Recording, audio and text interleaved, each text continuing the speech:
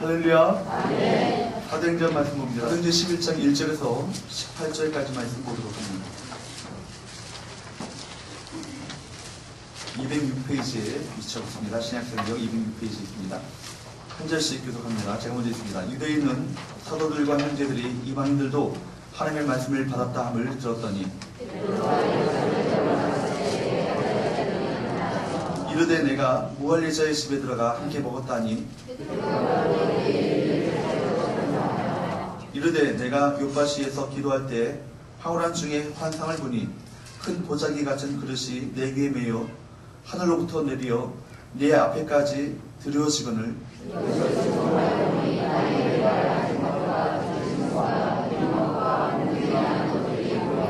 또 들으니 소리 있어 내게 이르되 베드로야 일어나 잡아먹으라 하거늘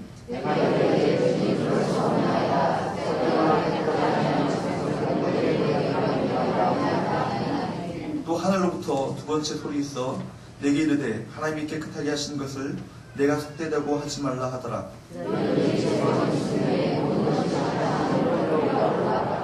마침 세 사람이 내가 유숙한 집에 서 있으니 가이사랴에서 내게로 보낸 사람이라.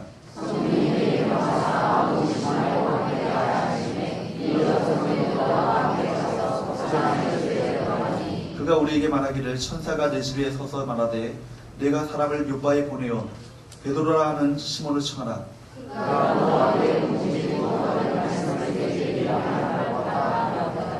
내가 말을 시작할 때 성령이 그들에게 임하시기를 처음 우리에게 하신 것과 같이 하는지라.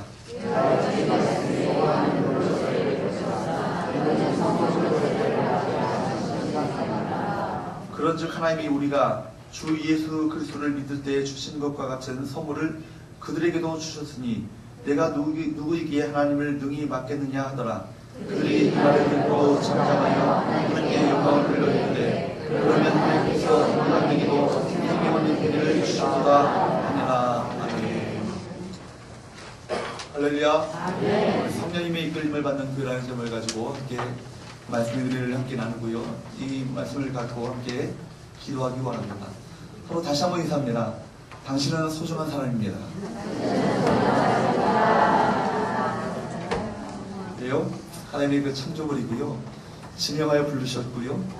여러분이 정말 하나님의 그 특별한 존재로 여러분을 삼으셨기 때문에 여러분 참 소중한 존재이고 존귀한 자들입니다.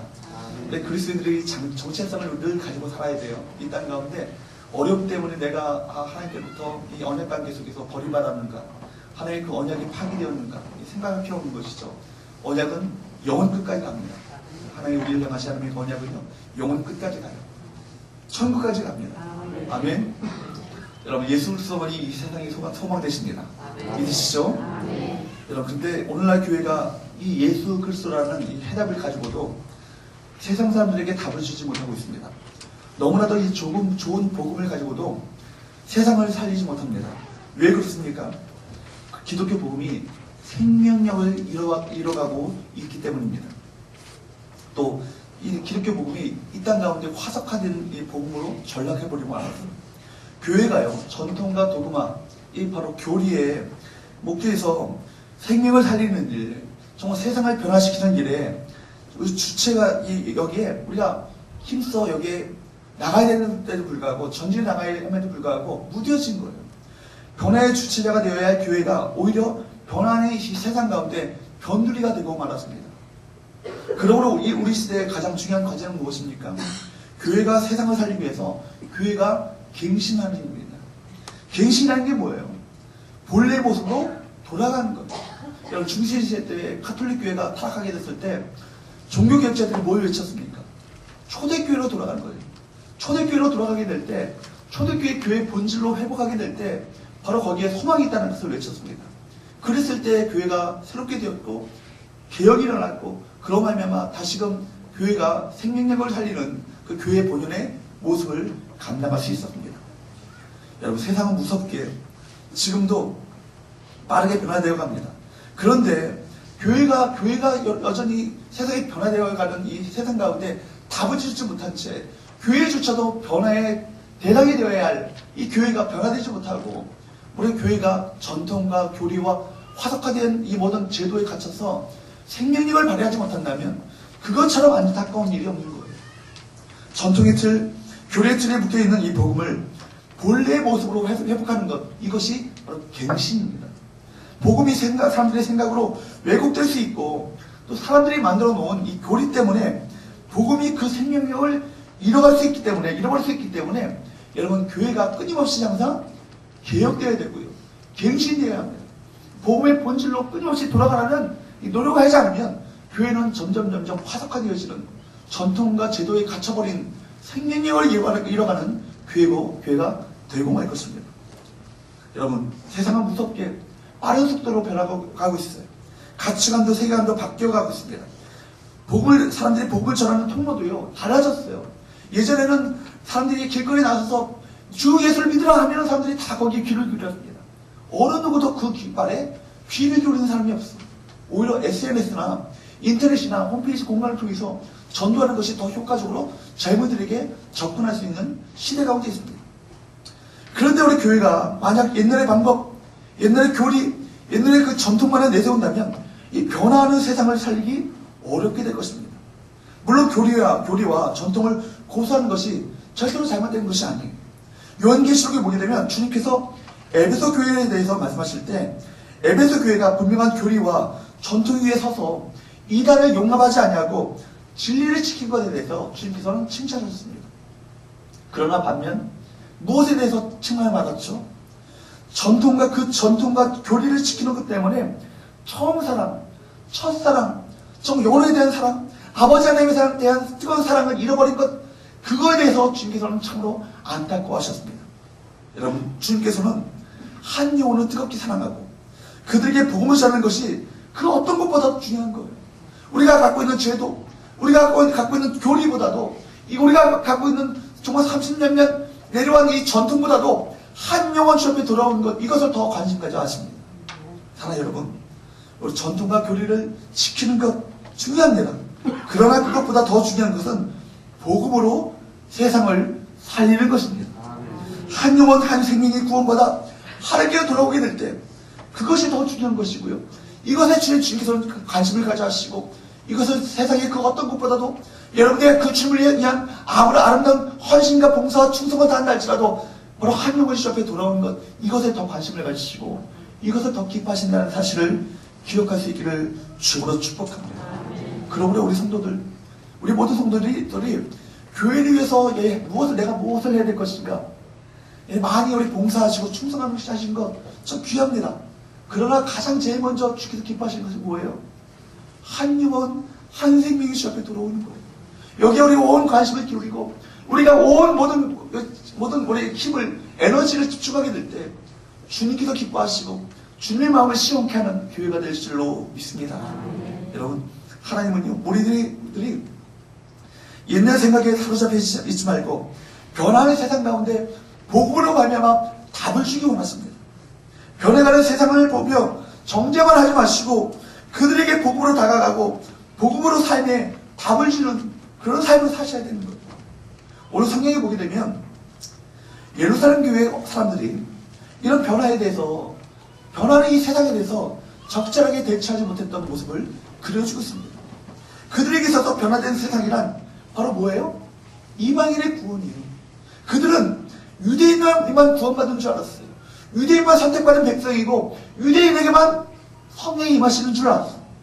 그런데 주께서 말씀하셨던 것처럼, 약속하셨던 것처럼, 정말 지상명령을 통해서 우리에게 말씀하셨던 것처럼 온 유대와 사마리아와 땅끝까지 이르러서 주의 증인이 되어지고 그 땅끝까지 많은 영혼들이 주 앞에 돌아오게 될 것을 그들이 미처 깨닫지 못하는 가운데 있었습니다. 복음이 예루살렘으로, 유대로, 사마리아로 온 땅끝까지 이방인에게까지 증거되면서 이방인들이 예수님을 영접하고 돌아오게 되는 실제로 벌어지고 있었던 거예요. 세상은 변화하고 되고 있었는데 그럼에도 불구하고 또 이방인 가정 고넬료까지 성령의 임하심으로 말미암아 그가 성령의 사람이 되었지 않습니까? 그런데 이 변화된 세상을 바라보면서 당황했던 사람들이 누굽니까? 바로 유대인들이에요. 유대인 그리스도인들이 바로 이 사실에 대해서, 이 변화하는 세상에 대해서 그들이 적응하지 못하고 받아들이지 못하고 당황하기 시작합니다. 먼저 우리가 살펴보기 원하는 것은 전통에만 묶여 있었던 예루살렘 교회를 살펴보기 원합니다. 본문 1절과 3절 한번 보십시오. 여기 보면 이 변화하는 세상에 하나님의 마음으로 대처하지 못하는 예루살렘 성도들의 모습을 볼 수 있습니다. 1절부터 3절까지 말씀을 함께 읽어보도록 합니다. 시작.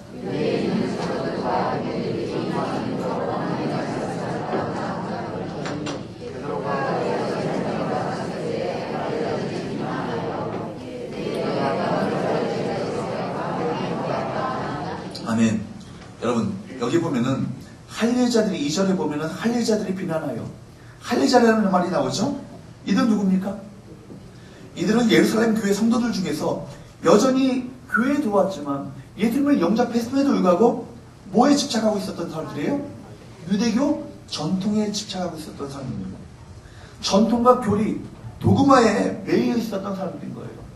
복음이 활짝 열려서 하나님의 마음으로 하나님의 마음을 헤아려서 하나님의 마음으로 잃어버린 영혼을 찾기에 거기에 집중하는 것이 아니라 여전히 전통을 의논하고 제도를 의논하고 과거에 어떤 우리가 해왔던 습관을 의논하고 제도와 도그마에 갇혀서 바로 주님의 마음을 미처 헤아리지 못하는 사람들을 말하고 있는 것입니다. 그렇기 때문에 이들이 뭘 문제 삼는 거예요? 베드로가 무할례자였던 할례를 받지 않았던 이방인이었던 이 바로 고넬료 집에 들어간 것을 문제 삼고 있습니다. 이들에게 있어서 관심은 뭡니까?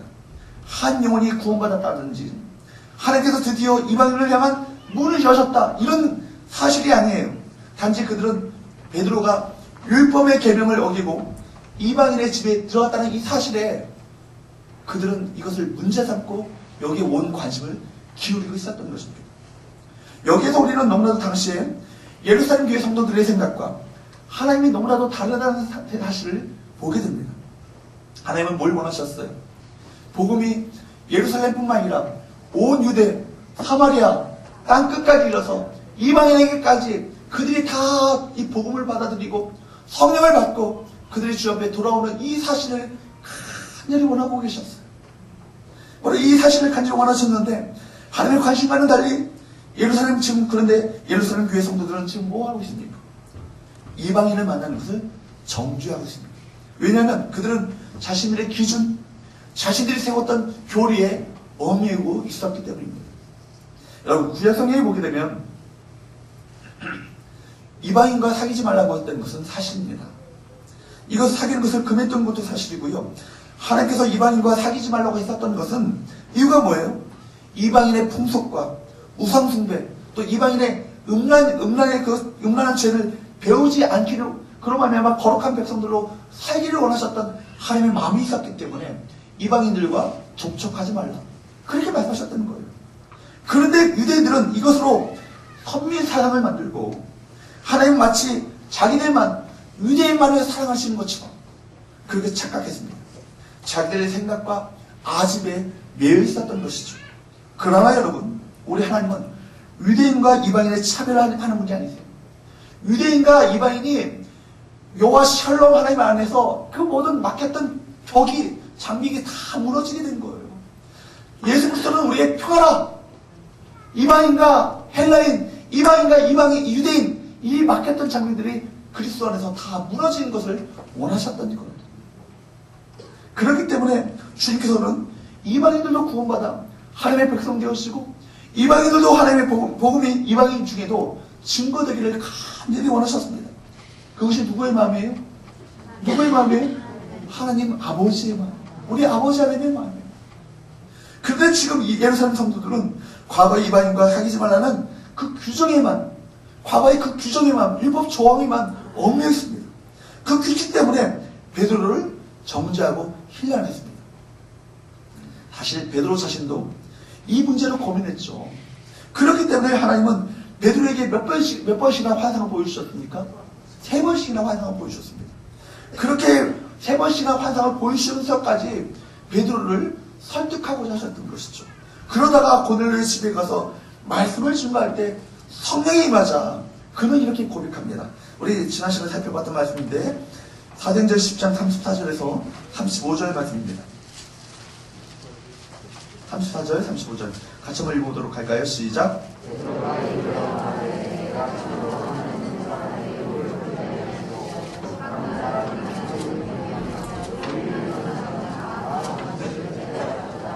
아멘. 각 나라와 각 민족 가운데 하나님의 외모를 보지 아니하시고 그들의 인종과 혈통을 보지 아니하시고 뭘 보신다고요? 바로 그들이 하나님을 경외하며 하나님의 의를 행하는 그 사람들은 다 모두가 다 받으신다. 이 사실을 내가 깨달았다. 누구의 말이에요? 베드로의 말이에요. 그렇기 때문에 지금 자신을 비난하는 예루살렘 교회 성도들에게 베드로는 차근차근 이 사건의 경위를 설명합니다. 오늘 우리가 읽었던 본문이 바로 사도행전 10장에서 일어났던 이 사건을 베드로가 요약해서 이야기하는 거예요. 그리고 나서 본문 17절을 보게 되면 11장 17절을 보게 되면 베드로가 어떤 결론을 내리죠? 11장 17절 말씀 같이 한번 읽어보도록 합니다. 시작.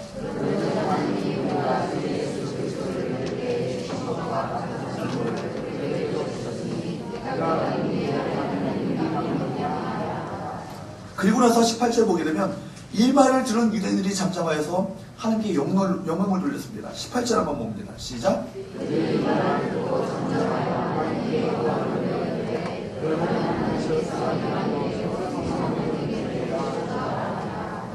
여러분, 이 말을 들었던 유대인들이 어떤 반응을 보여요? 그러면 하나님께서 이방인에게도 생명 얻는 회개를 주셨도다. 그렇게 말했어요. 많은 유대인들이 할 말을 잃어버렸죠. 하나님이 이방인들을 구원하시고 그들에게 성령을 부어주셨다는데 어떻게 하겠어요? 그래서 그들은 하나님 앞에 잠잠할 수밖에 없었던 것입니다. 그런데 여러분, 사람들이요, 그렇게 생각이 바뀌는 게 그렇게 쉬운 일이 아닌 것 같아요. 이렇게 되면 그들이 이제는 이방인에게도 복음의 문이 활짝 열렸구나. 그러니까 그들에게도 복음을 활짝 열렸기 때문에 그들에게도 복음을 증거하겠다라고 이방인 선교에 본격적으로 나서야 되는데 그렇지 않아요. 그들은 여전히 이방인 선교에 주저하고 있습니다.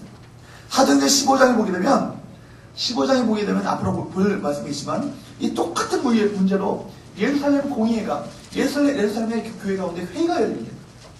그 회의의 주제가 뭐냐면 바로 뭐예요? 이방인의 구원에 관한 문제를 가지고 서로 일박하는 거예요. 모여서 회의를 합니다. 모여서 논쟁을 합니다. 이방인들이 계속해서 회의하고 주 앞에 돌아오고 있는데 그들은 이방인을 맞을 준비를 하지 않냐고 교리 논쟁만 하고 있는 거예요. 무엇이 옳으냐? 따지고 있는 거예요. 여기서 아마 하나님은 이 예루살렘 교회를 가지고는 세계 복음화를 할 수 없겠구나. 그렇게 생각하셨던 것 같아요. 그 이후에 사도행전을 한번 보십시오. 예루살렘 교회는요, 로마 복음화, 이 세계 복음화에 점점 주도권을 상실하게 됩니다. 촛대로 옮기게 돼요. 변방으로 밀려나게 돼요.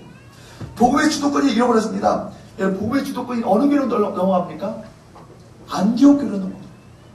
예루살렘 교회를 통하여서 성령을 부어주시고 3,000명, 5,000명 회개하고 돌아오는 놀라운 부흥 역사를 일으키시게 하시고 그로 말미암아 온 세계 가운데 복음의 증인되어서 저 많은 선교사들을 파송하고 증인을 파송함으로 말미암아 이를 통해서 세계 복음화를 꾸짖고자 하셨던 하나님의 마음, 이 마음이요, 예루살렘 교회를 가지고는 할 수 없겠다. 이제는 또 다른 교회를 세워서 그 교회를 통해서 이 사명을 감당해야 하겠다. 그래서 주님의 마음을 품게 하셨던 거예요. 여러분, 어느 정도로 예루살렘 교회가 어려움을 당하고 약해졌는지 아십니까? 그렇게 성령이 임하고 예루살렘 전 지역을 뒤 흔들어 놓을 만큼 커다란 부흥을 경험했던 이 예루살렘 교회가요, 나중에는 미자립 교회가 됩니다. 그래서 소아시아나 마케도니아 지역의 교회들, 그 교회들도 가난한 교회들이에요. 근데 가난한 교회들의 도움을 받아야 겨우겨우 연명할 정도의 약한 교회로 전락해버리고 맙니다. 그들은 하나님의 마음, 하나님의 생각을 몰랐던 거예요. 자기 생각에만 묶여 있었습니다. 교리나 전통, 제도, 습관, 어떤 이 도구만에만 묶여있는 나머지 하나님께서 참으로 뭘 원하시는지, 하나님께서 뭘 기뻐하시는지, 무엇을 정말 안타까워하시며 무엇 때문에 눈물 흘리시는지를 알지 못했던 거예요. 바로 이것이 바로 예루살렘 교회의 문제였다라고 성경은 말씀하고 있습니다. 사랑하는 여러분, 우리 서원교회가 예루살렘 교회가 되지 않기를 바랍니다.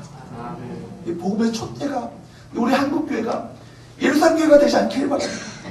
복음의 촛대가 옮겨지지 없이고 다시금 이 나라, 이 백성, 이 민족의 교회, 조국교회를 다시금 하나님 불쌍히 여겨주셔서 이 조국교회 다시금 부흥의 3,200만 곡곡에 복음의 파도가, 부흥의 물결이 흘러넘치는 놀라운 역사를 다시 한번 이 민족 가운데 허락하여 주옵소서.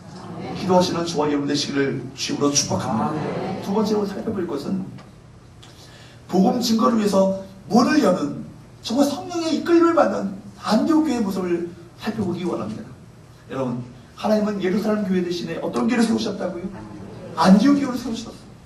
이방인 선교, 이방인 구원에 쓰임받을 귀한 교회로 이 안디옥 교회를 세우신 거예요. 19절 이하에 나오는 안디옥 교회가 바로 그 교회입니다. 여러분, 20절 말씀 보게 되면 그 중에 구브로와 구레네 사람 몇 사람이 안디옥에 이르러 헬라인에게도 말하여 주 예수를 전파하니 라고 말씀합니다. 본격적인 이방 선교의 문이 어느 교회를 통해서? 안디옥 교회를 통해서 열려지게 된 거예요. 여러분, 유대인과 헬라인이 함께 예배한 교회가 안디옥 교회입니다. 전통과 교리, 도구마의 틀을 깨고요, 서로가 서로의 어떤 장벽을 다 깨뜨리고 복음 안에서 하나가 되어주고, 정말 예수 그리스도 우리 평안하는 그 어떤 그런 우리 함께 그 말씀 앞에서 그들이 이방인과 유대인과 헬라인 모든 장벽을 깨뜨리고 하나 되었던 교회가 어떤 교회라고요? 안디옥 교회예요. 여러분, 나중에 보게 되면 이 안디옥 교회가 이방 선교의 주역이 됩니다. 이 안디옥 교회에서 누구를 최초의 선교사로 파송한지 아십니까? 바나바와 바울. 그렇죠. 나중에 좀 선교 시대에는 좀 금요기 될 때 이렇게 말씀드렸던 것을 좀 문제를 내면 좋겠습니다. 여러분, 그런 최초의 선교사로 파송하시고요 하고요. 바울이 이 안디옥 교회를 중심으로 해서 전도 여행을 하면서 이방 선교의 문을 열어가는 것을 보게 됩니다. 사실 여러분, 안디옥 교회의 하나님의 역사를 참하게 된 것은 그 교회가요, 무슨 대단한 사람들의 구심원이 되어가지고 정말 어떤 개척 멤버가 되어서 시작한 교회가 아니에요. 여러분, 20절 한번 다시 한번 보도록 합니다. 20절 말씀을 다시 한번 보도록 합니다. 시작.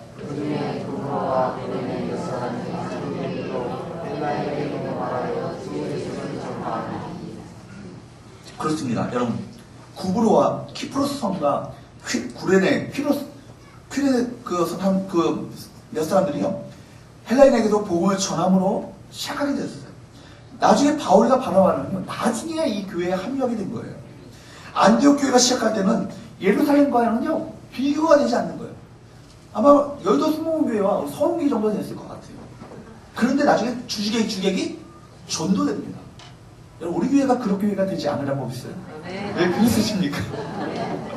여러분, 주객에 전도된 거예요. 완전히 처음에 비교가 되지 않았던 그런 교회가요, 완전히 복음 전파의 주도권을 갖고 있는 교회가 되는 거예요. 안디옥 교회를 시작했던 사람들이 구레네 출신입니다. 그런데 이들이 하나님의 부흥을 맛봤던 겁니다. 단 한 가지 이유 때문이었습니다. 어떤 이유 때문입니까? 그들은 누구의 마음을 알았어요? 하나님의 마음을 알았어요. 누구의 생각을 알았어요? 하나님의 생각을 알았어요. 하나님의 기뻐하시는 일에 마음의 문을 활짝 열었기 때문입니다. 하나님의 마음에 그들이 믿음으로 순종하고 믿음으로 동참함으로 말미암아 그들 가운데 하나님께서 그 교회를 밀어주시기로, 그 교회 가운데 부흥을 주시기로 결심하셨던 것이죠. 21절 한번 보도록 합니다. 시작.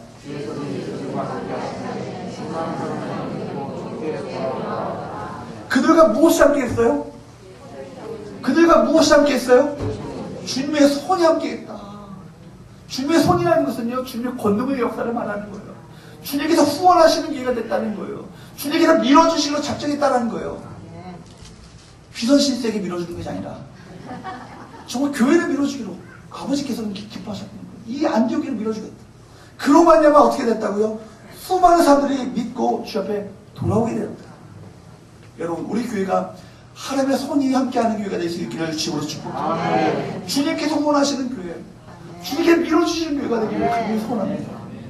사도행전 11장 23절 또 봅니다. 시작.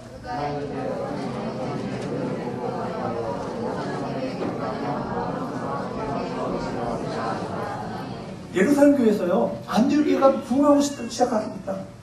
안디옥 교회가 정말 많은 사람들이 정말 하나님의 부흥을 경험하고 하나님의 성령의 역사를 경험하는 그 교회가 되고 있다는 사실을 듣고요, 그 교회를 파송할 담임할 목회자를 파송해요. 누굴 파송합니까? 바나바를 파송하는 거예요. 예루살렘 교회가 바나바를 파송해가지고 가서 보니까 그가 이뤄서 뭘 봤어요? 그 교회 가운데 하나님의 은혜가 있음을 보는 거예요. 이 교회는 지금 하나님의 은혜가 있구나. 하나님의 은혜가 있구나. 하나님의 은혜가 있구나. 거룩한 은혜가 있구나. 성은이 있구나. 아멘. 성은 뭐예요? 거룩한 은혜잖아요. 거룩한 은혜가 있는 것을 보고 기뻐하는 거예요. 그로 말미암아 모든 사람에게 굳건한 마음으로 주와 함께 머물러 있으라 권하니. 바나바가 안디옥 교회에 갔어요. 그 교회 가운데 뭐가 있었다고요? 하나님의 은혜가 있었다. 그래서 너무나도 기뻤던 것이죠. 그들이 어떤 제도가 잘 갖춰져 있고, 그들이 어떤 교리적인 전통을 잘 유지하고 있고, 이런 것 때문에 기뻐하는 것이 아니라 하나님의 은혜가 있는 것을 보고 기뻐하는 거예요. 여러분, 왜 이런 놀라운 일들을 체험했을까요? 그것은 예루살렘 교회들이 교리와 전통, 도구에 묶였을 때 이들은 이방인에게 그냥 주 예수를 증거하는 거예요. 주 예수를 믿으라. 그리하면 너와 내 집이 구원을 얻으리라. 바로 주 앞에 돌이키기만 하면 하나님께서는 여러분들을 다 하나님의 찬으로 맞아주실 것이다. 이 복된 소식을 그들의 삶 가운데 증거했기 때문이었습니다. 그들은 복음보다 교리를 앞세우지 않았어요. 복음보다 제도를 앞세우지 않았어요. 복음보다 전통을 앞세우지 않았다는 거예요. 여러분, 단지 하나님의 마음, 하나님의 생각을 품었을 뿐이었습니다. 사랑하는 여러분, 우리 교회가 그런 교회가 될 수 있기를 축복합니다. 제도에 갇혔어. 전통에 갇혔어. 정말 살아계신 하나님의 마음과 하나님의 생각을 저버리는 그런 어리석은 일들을 감당하는 것이 아니에요. 하나님의 마음, 하나님의 생각이 무엇인지를 늘 성령에 민감하여서 정말 그 성령의 끌림에 순종하는 교회가 되어서 이 땅을 살려내는 복된 소식을 증거하는 아름다운 복된 교회가 될 수 있기를 주로 축복합니다. 아멘. 그렇다면 우리 적용적으로 어떻게 그러면 새로워질 수 있을 것인가? 우리가 어떻게 새로워질 수 있을 것인가? 여러분, 누가 하나님이 쓰시기에 가장 힘들겠습니까? 못 배운 사람입니까? 가난한 사람입니까? 교회 규모가 작다고 하나님께서 쓰시기 힘들겠습니까? 아닙니다. 하나님께서 쓰시기 가장 힘든 사람은 가장 고집이 센 사람이에요. 즉, 변화되기 싫어하는 사람을 하나님 쓰시기 싫어하신다는 거예요. 자기 고집, 자기 방법, 자기 경험을 붙들고 있는 사람은 그 사람 가운데 믿음이 성장하지 않아요. 하나님은 하나님의 백성들을 변화시키기 원하십니다. 처음에는 말씀으로, 그 다음에 성령, 사랑의 채찍으로 안 되면 아예 부러뜨려주십니다. 여러분, 누가 축복의 사람이에요? 하나님의 말씀 앞에 무릎 꿇고 돌이키기를 잘하는 사람이에요. 좋은 믿음이라는 것은 무엇입니까? 날마다 하나님의 말씀 앞에 날마다 새로워지는 거예요. 좋은 교회가 무슨 교회예요? 날마다 하나님의 말씀으로 말미암아 새로워짐을 경험하는 교회가 좋은 교회고요. 참으로 잘 기뻐하시는 교회입니다. 그러므로 바울은 뭐라고 합니까? 나는 날마다 죽노라. 바울인들 고집이 없었겠어요? 바울인들 자기 생각이 없었겠어요? 바울인들 자기가 꿈꾸고 있었던 목표가 없었겠어요? 그러나 그리스도의 목표 앞에서, 하나님의 생각 앞에서, 하나님의 마음 앞에서, 하나님의 말씀 앞에서 다 부러뜨리는 거예요. 무너뜨리는 거예요. 죽여버리는 거예요. 내가 죽어야 주님이 사시기. 그렇다면 여러분, 우리 성도들이 어떻게 새로워질 수 있겠습니까? 성도들이 새로워지는 방법은 두 가지 방법입니다. 하나는 뭡니까? 하나님의 말씀으로 가능해집니다. 하나님의 말씀으로 새로워집니다. 무엇으로 새로워져요? 하나님의 말씀으로 새로워집니다. 히브리서 4장 12절에는 하나님의 말씀은 살았고 운동력이 있어 좌우의 날선 어떤 것보다도 예리하여, 이런 말씀이 있어요. 말씀이 바로 증거되어지고 그 말씀이 바로 증거되어진 그 말씀을 바로 듣게 될 때 우리 심령 가운데 변화의 역사가 일어난다는 거예요. 우리가 성경을 많이 읽어야 합니다. 성경은 하나님의 말씀을 기록한 책이에요. 우리를 향한 하나님의 언약, 약속에 가득한 책이 성경입니다. 성경에는 하나님의 뜻, 하나님의 생각, 하나님의 마음으로 가득 차 있습니다. 그렇기 때문에 우리가 성경을 읽어가고 성경을 묵상하다 보면 자기 생각이, 갖고 있었던 생각이 맞는지 틀린지를 대본할 수 있는 거예요. 성경을 안 읽으면요, 자기 생각이 제일 옳은 줄 알아요. 말 많고 따지기 잘하고 교리를 가지고 이러쿵저러쿵 하는 사람들은 되게 성경을 제대로 잘 읽지 않는 사람들입니다. 그러므로 교회 안에서 가장 변화되기 힘든 사람들은 하나님의 말씀을 잘 듣지 않는 사람들이에요. 여러분, 또 말씀을 듣고도 회개치 않는 사람이에요. 말씀을 듣고도 자기에게 적용하지 않고 박 집사가 와서 이 말씀을 들어야 되는 이런 얘기합니다. 여러분, 말씀이 증거될 때 누구에게 하시는 말씀이에요? 나에게 하시는 말씀이에요. 저는 말씀을 준비하면서 여러분에게 설교하고 말씀을 준비하지 않아요. 말씀을 준비할 때 제가 먼저 찔림을 받습니다. 먼저 제가 회개해요. 제가 제게 주시는 하나님의 말씀을 들고 여러분의 앞에서 말씀을 증거하는 거예요. 그러면 어떤 사람들은 이렇게 합니다. 이 말씀을 갖고 나를 까네? 이렇게 생각합니다. 이거 아니에요. 까기 위해서 여러분들 하는 게 아니에요. 이 말씀을 듣고 내가 적용하고 내가 이 말씀 앞에서 회개하고 돌이켜요. 변화되는 심령으로 서게 될 때 그것을 주기도 기뻐하시고 그것을 가장 보기 원하신다는 거예요. 여러분, 무슨 말입니까? 목회자가 강단에서 하나님의 진노와 심판에 대해서 설교해도 눈 하나 깜짝하지 않습니다. 왜냐하면 자신은 그 말씀에 해당되지 않는다고 생각하기 때문입니다. 죄와 그 죄로부터 나오는 그 저주와 고통을 말해도 다 남의 일이지 내 이야기는 아니에요. 하나님의 말씀이 나에게 주어지는 말씀으로 들리지 않는 것이 문제인 거예요. 오히려 수많은 말씀을 들어본 말미암아 내 심령이 무뎌졌어요. 어떻게 그렇게 다 살 수 있어? 목사님이라 그렇게 살지? 아니죠. 여러분, 목사나 여러분들이랑 다 똑같은 삶이죠. 말씀 앞에서 그대로 순종해야 될 다 주의 종입니다. 요즘 사람들은 말세라고 말합니다.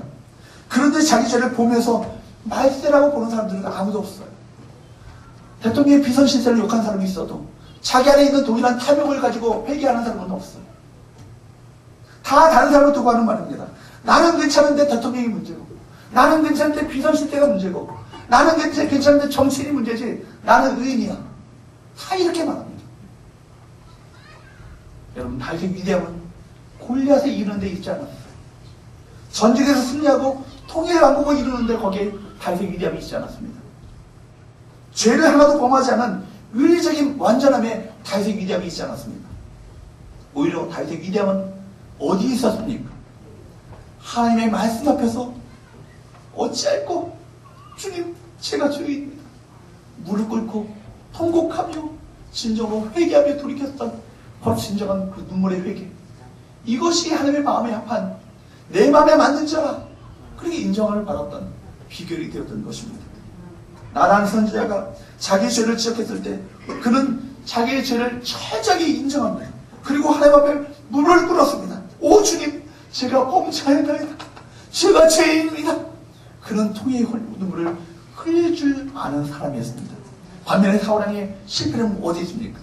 전쟁에서 실패할 것에 그의 실패가 있는 것이 아니에요. 윤리적인 문제가 아니에요. 사울왕의 실패는 어디 있습니까? 하나님의 말씀 앞에 무릎 꿇지 않았다는데 그의 실패가 있었던 것입니다. 축복의 사람은요, 여러분, 축복의 사람은 죄를 짓지 않는 자가 아니라 회개하는 사람이 축복의 사람이에요. 능력 있는 자는 하나님의 말씀을 통해서 늘 자기를 죽이고 새로워지는 사람이에요. 무엇이 축복입니까?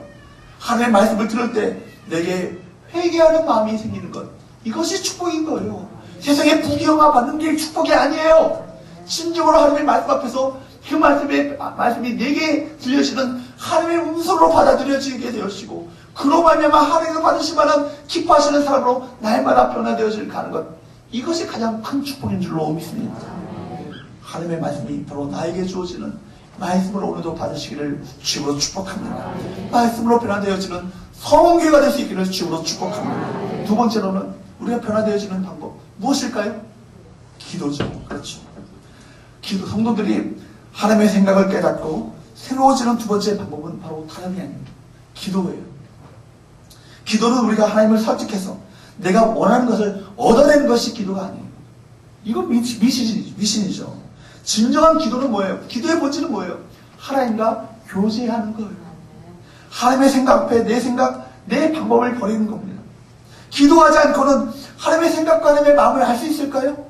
알 수 없죠. 예수께서도 아버지의 뜻, 아버지 생각을 확인하고자 겟세마네 동산에서 엎드리셨습니다.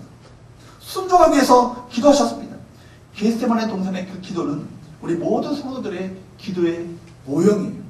아버지여, 할 수가 있거든, 할만하시거든, 이 잔을 저기서 옮기시옵소서. 그러나 무엇대로 하지 맙시고 나의 원대로 하지 마옵시고, 저의 생각대로 하지 마옵시고, 저의 소원대로 하지 마옵시고, 저의 기도 제목대로 하지 마옵시고, 누구의 뜻대로? 아버지의 뜻대로, 아버지의 원대로 하시옵소서. 이걸 이런 대로 되기를 원하나이다. 예수님은 기도로 아버지의 마음을 품었습니다. 그러므로 기도하는 사람은 하나님의 마음을 품을 수 있습니다. 그러므로 여러분 제발 부탁합니다. 교만한 기도를 하지 마십시오. 우리가 얼마나 고상한 기도를 하겠습니까? 우리가 그렇게 위대한 존재가 아니에요. 하나님의 멋진 별을 나눌 만한 그런 존재가 아니에요. 정말 우리가 겸손하게 주님 앞에 선다면 우리가 할 수 있는 기도라는 것은 단 한 가지 기도밖에 없는 거예요. 하나님, 저는 부족하고 연약합니다. 주의 긍휼하심과 주의 불쌍히 여기심이 없으면 내가 한순간도 한 시간도 살아갈 수 없는 죄인입니다.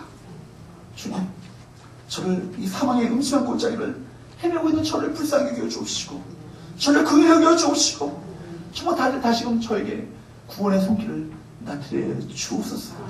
저를 도와주옵소서. 겉으로는 화려해 보여도 저 내면은 병들어 있습니다. 상처투성입니다. 문제가 많습니다. 그러기에 하나님의 긍휼하심과 하나님의 은혜가 저는 주님 필요합니다. 이렇게 겸손하게 주의 은혜를 구하는 기도로 주 앞에 나가야 할 줄로 믿습니다. 그렇습니다. 여러분, 오늘 우리는 내 생각과 내 어떤 고집을 버리시고 하나님의 생각과 하나님의 마음을 품는 사람들이 되어야 할 줄로 믿습니다. 내 아집, 내 고집을 날마다 꺾으십시오. 날마다 꺾으십시오. 내가 원하는 것이 아니라 아버지께서 원하는 것을 순종하기 원합니다. 이런 마음으로 주 앞에 나가는 저와 여러분 되시기를 주님으로 축복합니다. 우리 교회가 사람의 생각, 사람의 고집, 사람의 말만이 무성한 교회가 아니라 아버지의 생각, 아버지의 마음을 품어 그 아버지의 생각과 마음 앞에 모두가 납작 엎드려 겸손하게 거기에 믿음으로 온유하게 순종해 나가는 그런 교회가 될 수 있기를 주님으로 축복합니다. 그럴 때 우리 성교회가 하나님의 마음을 시원케 하는 교회가 될 것입니다. 그럴 때 우리 교회가 하나님의 촛대가 우리 가운데, 북의 촛대가 우리 가운데 임하게 되고 말미암아 이 지역을 살려내는 생명력 있는 교회가 될 줄로 믿습니다. 이를 위해 함께 기도합시다. 이런 교회가 되게 하여 주옵소서. 이런 교회가 되게 하여 주옵소서. 안디옥 교회가 같은 교회가 되게 하여 주옵소서. 기도하시는 저와 여러분 되시기를 주옵소서.